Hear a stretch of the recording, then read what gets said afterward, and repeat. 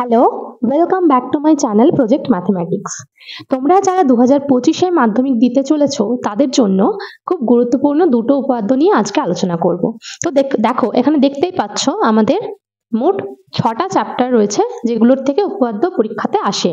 তো 6টা চ্যাপ্টার থেকে মোট 10টা উপপাদ্য এখানে লেখা রয়েছে যেগুলো এই চ্যাপ্টারের সব থেকে গুরুত্বপূর্ণ উপপাদ্য।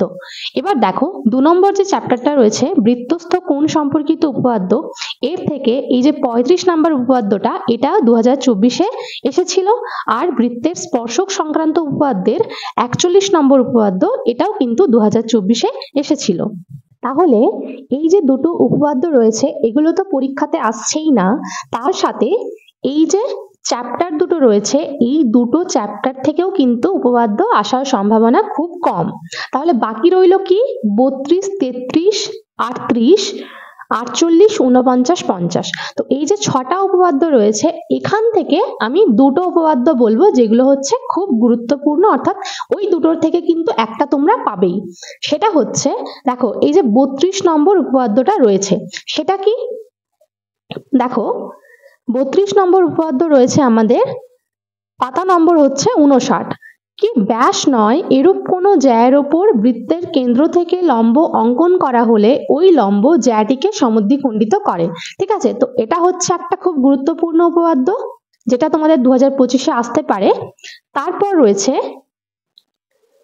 164 নম্বর পাতাতে দেখো রয়েছে উপপাদ্য 48, বৃত্তস্থ চতুর্ভুজের বিপরীত কোণগুলি পরস্পর সম্পূরক। এটাও কিন্তু 2025-এর জন্য একটা খুব গুরুত্বপূর্ণ উপপাদ্য।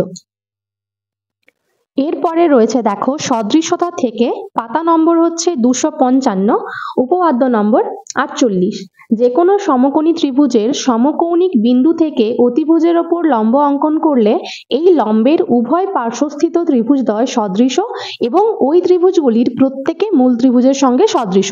তো এটাও একটা খুব গুরুত্বপূর্ণ উপপাদ্য 2025-এর জন্য।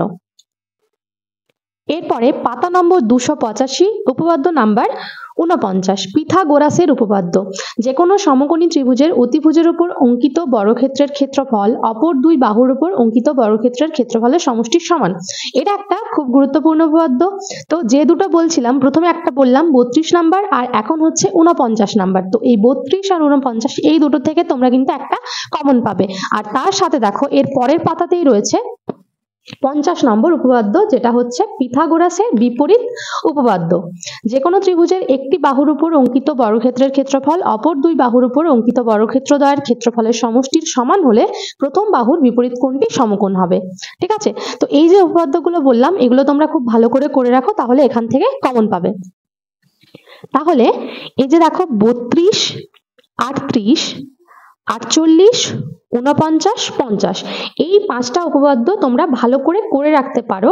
আর তার থেকেও গুরুত্বপূর্ণ কোনগুলো বললাম, উপপাদ্য 32 আর উপপাদ্য 49।